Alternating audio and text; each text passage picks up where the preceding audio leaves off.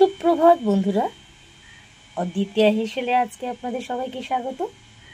আজকে আমি একটা নতুন রেসিপি করে দেখাবো, সেটা হচ্ছে বোনলেস চিকেনের চিলি চিকেন। তার জন্য লাগছে আমার বোনলেস চিকেন, আদা, রসুন, কাঁচা লঙ্কা, পেঁয়াজ, ক্যাপসিকাম, ভিনিগার, সয়া সস আর টমেটো সস। তাহলে এখন আমরা চিলি চিকেনের জন্য প্রস্তুত হই। তাহলে বন্ধুরা, আমি মাংসটাকে ভালো করে ধুয়ে নিয়েছি। ধুয়ে দেখুন ছোট ছোট করে চিলি চিকেনের টুকরো করে রেখেছি এবং তার সঙ্গে কিউব কিউব করে পেঁয়াজ, ক্যাপসিকাম, রসুন কুচি, আদা কুচি, লঙ্কা কুচি করে নিয়েছি।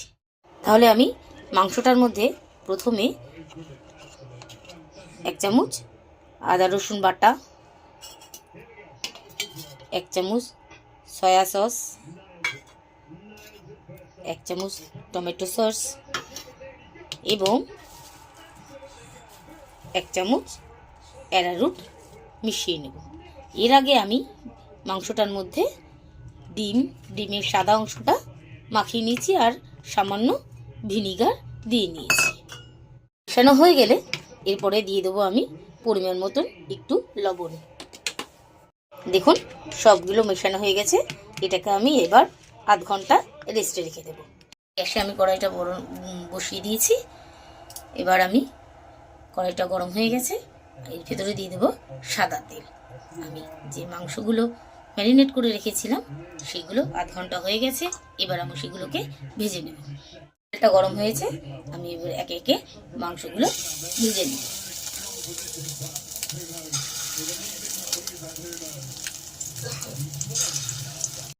মাংসগুলোকে এবার আমি উল্টে দেব।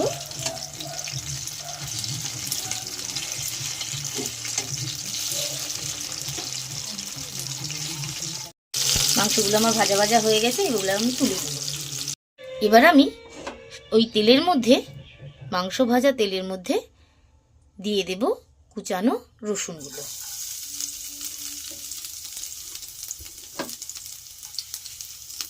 এবং কুচানো আদাগুলো।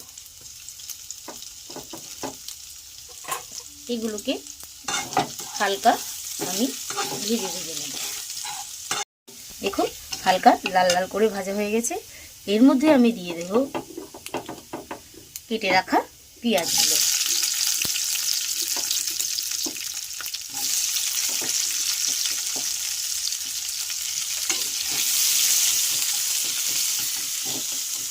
পেঁয়াজগুলো আমি খুন্তির সাহায্যে একটু ভেঙে ভেঙে দেব।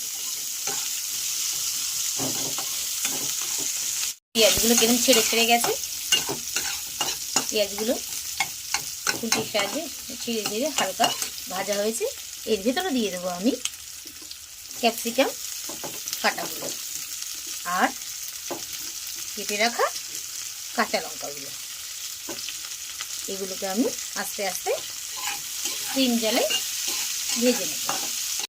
দেখুন হালকা ভাজা ভাজা হয়ে গেছে। এর ভেতরে আমি এখন দিয়ে দেব সামান্য পরিমাণে নুন, স্বাদ মতন, আর দিয়ে দেব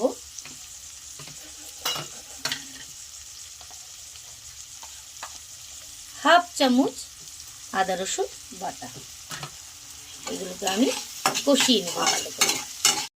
দেখুন মশলাটা কষানো হয়ে গেছে। আদা রসুনটা দিয়েছিলাম, কাঁচা ভাবটা চলে গেছে। এর মধ্যে আমি এখন দিয়ে দেব সয়া সস,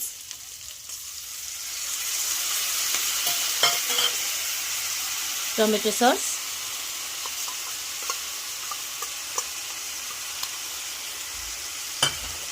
আর 1 চামচ ভিনিগার। ভালো করে এগুলোকে সঙ্গে আমি নেড়ে মিশিয়ে নেব। দেখুন রিয়াজ সসগুলো ক্যাপসিকাম পেঁয়াজের সঙ্গে ভালো করে মিশে গেছে। এবার আমি 1 চামচ অ্যারারুট বা কর্নফ্লাওয়ার গুলে রেখেছিলাম, সেটা আমি এবার এর ভিতরে দিয়ে দেব।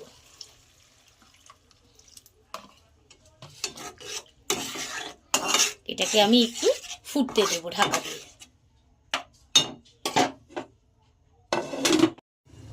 দেখুন বন্ধুরা, এবারে গ্রেভিটা ফুটে এসছে।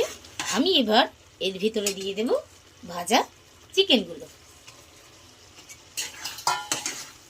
চিকেনগুলো ভালো করে এর সঙ্গে গ্রেভির সঙ্গে মিশিয়ে নিচ্ছি।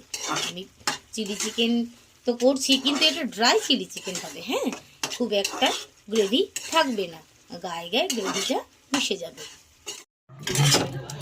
চিলি চিকেনটা আপনি রুটি, পরোটা, ফ্রাইড রাইস, পোলাও দিয়ে খেতে ভালো লাগবে। খেয়ে দেখবেন, করে দেখবেন। দেখুন বন্ধুরা, প্রায় আমার ড্রাই চিলি চিকেন তৈরি হয়ে গেছে। এবার আমি